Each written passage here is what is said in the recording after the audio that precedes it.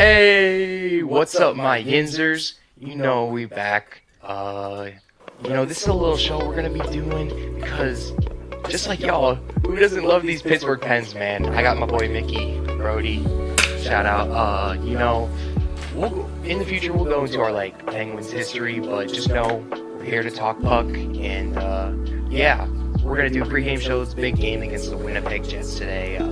3/21. We just looked 14 games left in the season. How you doing today, Mick? I'm good. How about yourself? The podcast finally made it out of the text chain, as they say. We've been talking puck for a minute. Let's just bring it to the people. Pro 11, Auto-Tune 2026, and Metamorph will all be 50% off. Yeah, like you said, this has been a plan for a while, but we finally put it in action. And obviously, the more we do it, the more we'll perfect it and make it better for the viewers. But if you're a Pens fan and you want to talk Pens before each game, make sure you like this stream, subscribe, and make sure you press the bell so you know every time we go live. Yeah, so today, since it's first episode and we're actually kind of bad on time, we're just going to talk about the deep pairings, especially with recent people who have been recalled, either from injury or from the AHL. And we're also going to talk about the road trip, the title of the video. Let's just get into this road trip, to be honest. 5 very tough games when you actually look at what's been happening. We were able to get 6 points, so with that, what did we get, 2 wins and 2 overtime? I think so, yeah. I mean, this back half, Penguins are known to have one of the hardest schedules for any team right now. And to go on the road, Pens this season have been a good team on the road statistically. Yeah. But being on the road doesn't help. The time change. Low key, I'm happy they're back home because we don't have any more of these 9 o'clock starts, staying up till 12 to watch a Penguins game. Helps as a fan. Trying to catch these games. Yeah, but I think. Are you satisfied with the road trip? Because at this point in the season, it's we need these points. So what do you think? Yeah, I want to say yes, I'm happy with it, but losing that game in Carolina, the way we lost it, kind of leaves a sour taste in your mouth about the whole road trip in general. Yeah, it's especially when we're dropping games to the Canes, who we also play tomorrow. It's a little frustrating because that's a potential playoff matchup that we will see. But actually watching these games, they're not terrible losses. It's more like going to Vegas where you just drop a dud. It's that's going to happen on a road trip, but overall I'm satisfied because if we just look at the teams, Canes top of the Metro, obviously, we're trying to catch them, probably won't. You got Vegas, who they were top of their division, top of the Pacific a week ago. They just recently dropped down. That's a playoff team. The Mammoth, who are in that wild card. They've been playing great hockey recently. And then we obviously beat the Avalanche, who just actually clinched the playoffs. That's crazy. I saw on my feed. Even though 100 points. The Jets beat them a few weeks ago, and we beat them 7-2. They just lost to the Stars. They haven't been looking like the Avalanche they have been, but we'll pick up a win wherever we can. You know? I think the real test will come when we play them at home. That'll be on Tuesday. Because I think you can be clear, the best team in the NHL, no team's beating them 7-2 at full strength. They had an off night, in my opinion. They had an off night. But the Penguins played amazing hockey that night. You love to see the offense. Yeah, putting up 7 goals against a great 5-on-5 team. With no Sidney Crosby. 38 years old, still a top 10 player in the league, as you can see with the Olympics and Canada falling the USA. You miss the cap when he's out. Which is another thing you have to be excited about. 14 games left. The road trip, that is something good. No Sidney Crosby. Of course, Evgeny Malkin got the suspension. So you can't complain about it. That's the biggest thing. Yeah. Is you can't can play when you do most of the trip without your two head horsemen. And you're seeing contributions from new players like Elmer. I'm not even gonna try to say his last name, chat. That's something that I need to work on. Soderblom, the big boy.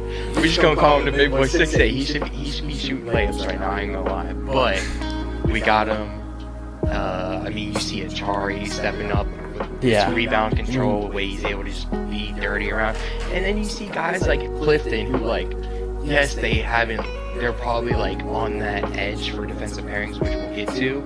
But then they get in a fight for Evgeny Malkin, like sticking up for the old man. Like, you just love to see that as a team, especially on a road trip when you're playing 5 games in 8 days. Yeah, I mean, Clifton's impressed me. Ever since he got called up, I said he has to be in this lineup because he plays physical. We don't have many players that'll play, except we saw Connor Dewar. He started playing like physical. I think obviously in playoff hockey, everyone's gonna play physical. So it's nice to see it in the regular season. Yeah, especially with something that I noticed, because we'll just put a disclaimer: we're not hockey experts. Like, look at the camera and say that we're not hockey. We're not hockey experts. But we're just trying to bring, the community to Pittsburgh, which, I mean, we'll talk about in future episodes about how that's going.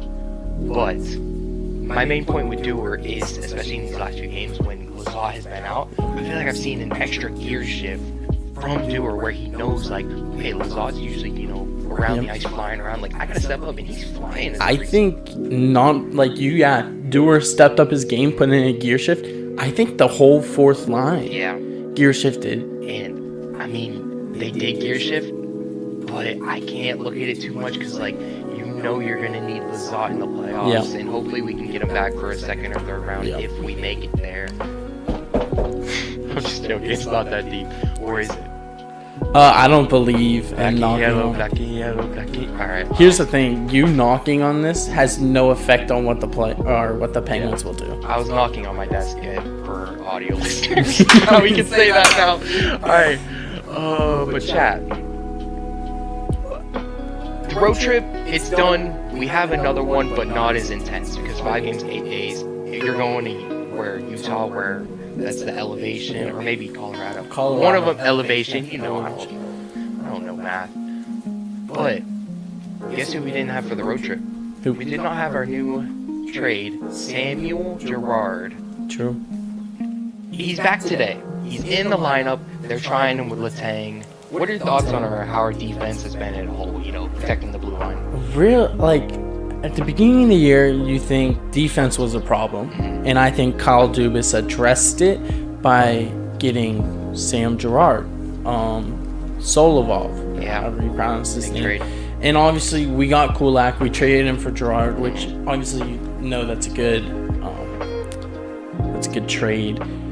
I'm gonna do this. Everyone who I see on social media, especially saying the Oilers fans saying that both teams got worse from the trade, that's completely false. Yes, Jari did play better for the Pens, and Stewart's been fine, and we got a second round out of it, and we got Girard, who I think honestly, he might have the highest ceiling. I think it will take time. He was good in Colorado. It's because of the way he skates. He has such a high ceiling that we haven't seen, and I'm not sold on it yet because maybe he needs time, or maybe it's not a good fit, or maybe you know what I'm saying? Is him playing with Letang a smart? Because he is a puck-moving defenseman. That's how they describe him. Yeah. With Letang, obviously as an offensive defenseman, which I think he needs to kind of pull back because I think our main offensive defenseman is obviously Carlson. We'll get into Letang another day and just his play style and how we feel about it. But let's just go through the pairings since this is what we want to talk about. We're gonna go top line: Spoons and Carlson. Let's talk about Carlson, man. Oh my god! I never knew that he could play this good. Yeah. He has been on 10 million fire. Big contract, but worth it. So worth it. I'm nothing but impressed by Carlson right now. Now he can obviously just go and ruin it by playing too aggressive. He gets caught defensively sometimes, but that's where I want to say Parker Wotherspoon we're paying him $1 million. I think we got him signed for next year too. Yeah. He deserves flowers out of the whole defensive room because he doesn't have the stats. And I will say, we can talk about this later when we do player evals, but the only thing Wotherspoon struggles with is turnovers, which hurt us in the, hurt us in the game last 2 days ago. In that first period, turnovers. I think he's like 14 most turnovers in the league. Fact check me, it's around there. And it's like 101 or 100. But I think that's not something that's hard to fix. That's just like the game being too fast for you. If you slow down and, think about your passes before you make them, then it's not the end of the world. But I think Parker Wotherspoon, I think for the Penguins, he is a top-line defenseman. I think he plays well I think he's probably the best. I mean, Clifton's up there. He's a great defensive defenseman. Yes, and he complements Carlson perfectly, in my opinion. It's because he plays the game the right way. I feel like I even said that and we'll talk about this in the future, but like when you're at a game, you just observe more and remember more. He just plays the game the right way, man. Always backwards first, keeps the puck in front of him, and if you try to get near him, he might not hit you with a big blow, but he's gonna mess with you somehow. He does, yeah. Because he's got a little feistiness. He does. He just plays the game the right way. That's what we need going in the playoffs. Yeah. Second pair, Letang. Everyone hates on Letang, and they do. Honestly, we'll experts hate on him, but I think fans. He's a fan favorite because he's handsome. He scores goals. We'll talk about. We should do an episode with our. Hold us to this with our game experience in the past. I had a bad experience watching Letang one time, and then apparently I was right because a lot of people hate him. I'm not going to talk about any of that. He's a fast offensive defenseman who needs to improve his game. Hold up, guys. If we get the channel to 1,000 subs, we're going to have Joey to buy his own Tanger jersey. Oh my gosh, I don't... He has to buy it. Buy it with his own money. No. Alright. Yeah, 1,000 subs will do it. We'll do it. But they're pairing Letang with Gerard. You talk about how they're both fast skating offensive defensemen. I would say I'm not a fan of that because you could obviously pair Tang with someone like Shea and then Gerard with someone like Clifton or Solovio.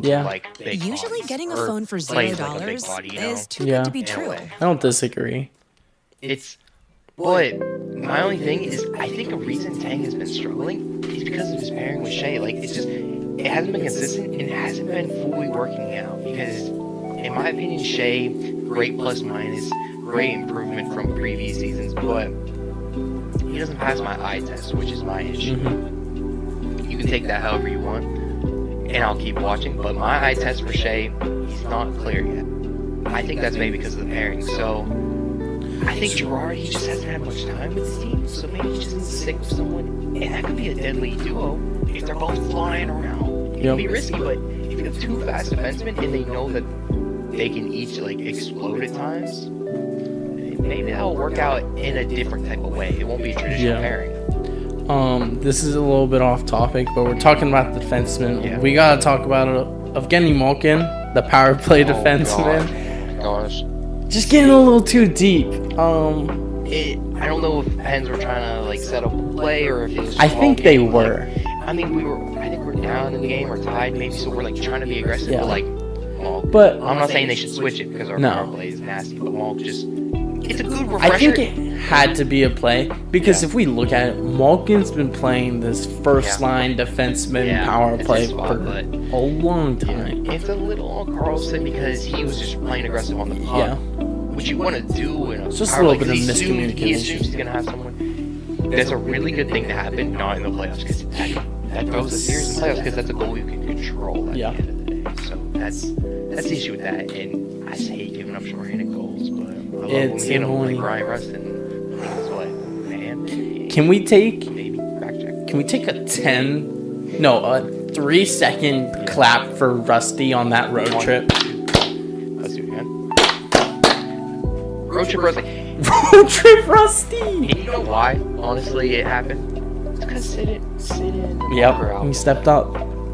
We're not gonna talk about Florida State. No. Hell, what do we do, man? Not a great season, but guess when he shined? He shined during this road trip. And when I say shined, I shouldn't say that because that's how he should be playing. You know, getting points here and there, getting his shots off. I think he had goals in the Vegas game and the Canes game. Correct me if I'm wrong, but he had goals The first early in Canes the trip. game? He had goals earlier in the trip, and he's like, okay, this is our goal scorer because we have guys out. Yeah. I need him to be playing like this more consistently. It shouldn't just be because they're out, and it needs to be a higher floor.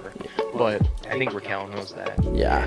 I think we gotta save forwards for tomorrow because, I mean, Rusty, Mantha, Raquel. We'll skip over this and just go to the last pairing real quick before we wrap it up. Alright, let's on 3, we'll talk about who we think the current pairing should be for that third. So we'll go the first 2 lines regular. Who's active? Because St. Ivy's not back, correct? Or is he? I know Graves is back. We'll say, I think St. Ivy's back. Here, we'll say with Ivy back because I think he's recalled. He was in a practice. And then we'll chat if we're wrong. It's hard to just Alright, put a few more. Okay. What do you think? Yeah, I'm just gonna go. Yeah. Alright. 3, 2, 1. Clifton Shea. and Shea. Yeah. Clifton, honestly, I was about to say Clifton. I feel like Solovio just needs more time with the Pens, man. Then maybe put Clifton Solo. I think Clifton's a must. Clifton's a must-need defenseman. I think he deserves it after, going out and scrapping, and he's... If you watch him, because ever since they called him up, whenever the Pens call someone up, you watch him. Yeah, like, obviously there's a bias. He is the most physical player on the Pens. Look up the stats. He hasn't played with the Pens, but he has the most hits with the Pens the whole year. Yeah, I mean, you just need a guy that can get after it, and that's why I want Solovio to be, because he's this big body. He's what Clifton should be, you know what I'm saying? Yeah. Like, he's this big guy, Solovio, and he plays good, but he just needs to, Solovio must have probably got a couple beers with Tanger and Carlson, and they talked about how fun scoring goals is. Yeah. So... maybe he came to Pittsburgh, and I think I just need more time with him, and that's why, because I think Clifton is maybe that, like, matchup guy. Or let's say you run into, I don't even know the playoff pictures, I'm not going to act like I do. Let's say you run into a Flyers during a playoff matchup, and you're like, alright, we should probably play Clifton a few of these games, because we need, when guys get tired or banged up, we need, like, that 6th, 7th guy that because it's always going to fluctuate, that spot, because our defense is our weakest spot on the team. Maybe we'll save that. We went through our pairings. I think they're going to roll with Clifton and Shea, I think, like you said. I'm pretty sure. Yeah, one more additional point about the defensemen. We have numbers in our defensive room. So, like you said, in a playoffs where people are getting banged up, we'll roll 7. We'll roll 7 and figure out 6 for the night. I think that's how it's always going to be, especially for this room that is the weakest spot on the team, maybe. But chat, I appreciate y'all coming, sticking around, or watching the video afterwards. Mickey, any words to the Yinzers out there? Yinzers, make sure you sit down, make some food, enjoy this 1 o'clock start. It's already started. Shopping with your parents can be embarrassing. Why would they? Oh. All right, Yins. I'll see y'all later.